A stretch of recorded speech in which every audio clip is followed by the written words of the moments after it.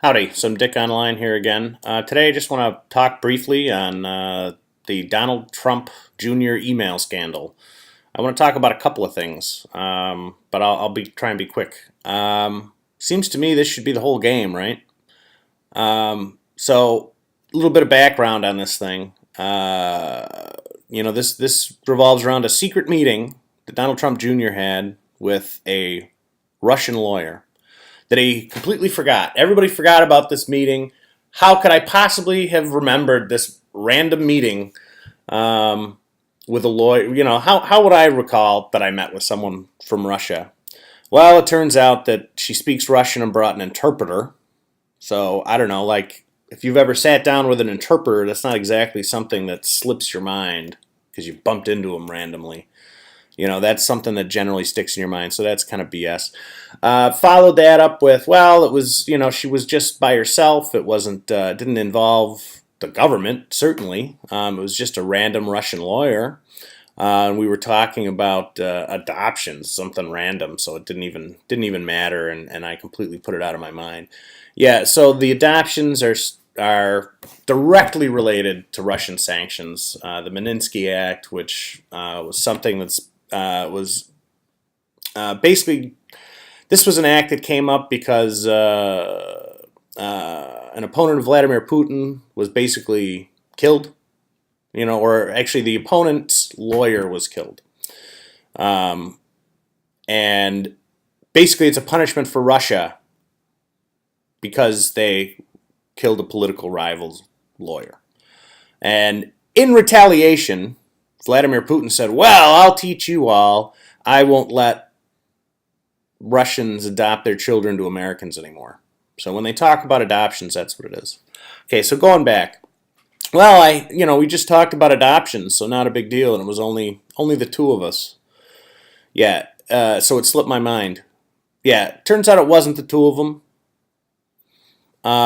There was an interpreter in there, so how did that slip your mind? Turns out he brought Jared Kushner to this meeting after giving him the emails. He brought Paul Manafort to this meeting after giving him the emails. Turns out there's 5 people from Russia in the meeting when all is said and done, even though they're like, oh no, that was it, just me and the interpreter and her and the other 2, and a third guy. Yeah, it turns out there was a third guy. And there was a 4th guy. The Russians actually brought a 4th guy. And actually the guy who set up the email also sent a representative. So, the Russians had 5 people there. And the top, some of the top people in the Trump campaign. Like literally the campaign chairman and the top advisor and the candidate's son. Okay, well, Don Jr. puts out the email that says, here's it. This is it. It's everything. I'm being super transparent. By the way, you're not super transparent when you're literally in the process of being caught. When someone says, hey, I have this videotape of you doing this thing. If you then come out before the video, come out and say, well, I just want to be honest with you. I did the thing that I've been lying about for a week.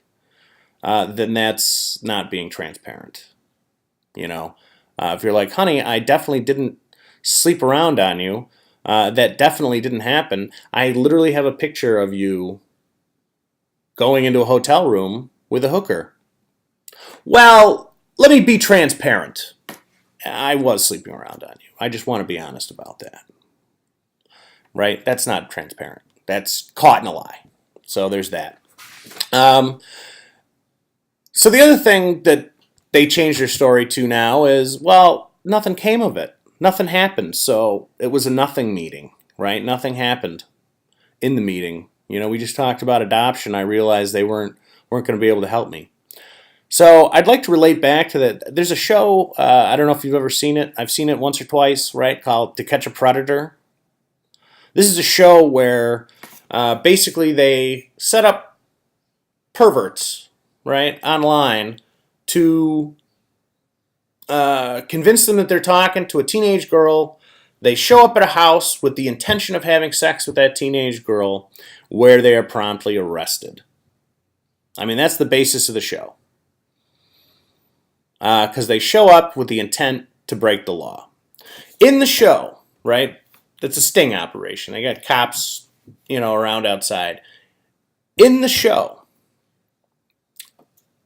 they don't wait for the creepoid to have sex with a teenage girl, right? That's not what it's about. They arrest him for showing up with that intention, right? The idea that they showed up at a meeting that literally says the Russian government's efforts to help your father win the election, and they showed up at that meeting, you can't then claim, well, nothing came of the meeting, right? If I'm go to hire a hitman, my friend tells me, sends me an email that says, hey, I found a guy that's going to kill your wife.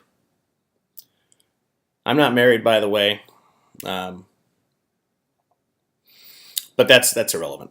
But I'm going to hire somebody to kill your wife, and you show up at that meeting, and it turns out that they're not, in fact, a hitman, but a cop. Do you really think that you're going to be able to go, oh, well, you're a cop, I guess. Oops.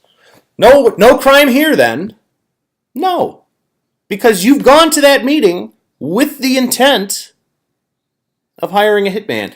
The person who goes to the house and to catch a predator goes there with the intent to have sex with an underage girl.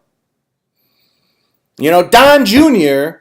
and Jared Kushner and Paul Manafort went to that meeting with the intent to collude with Russia. The fact that it didn't quite work out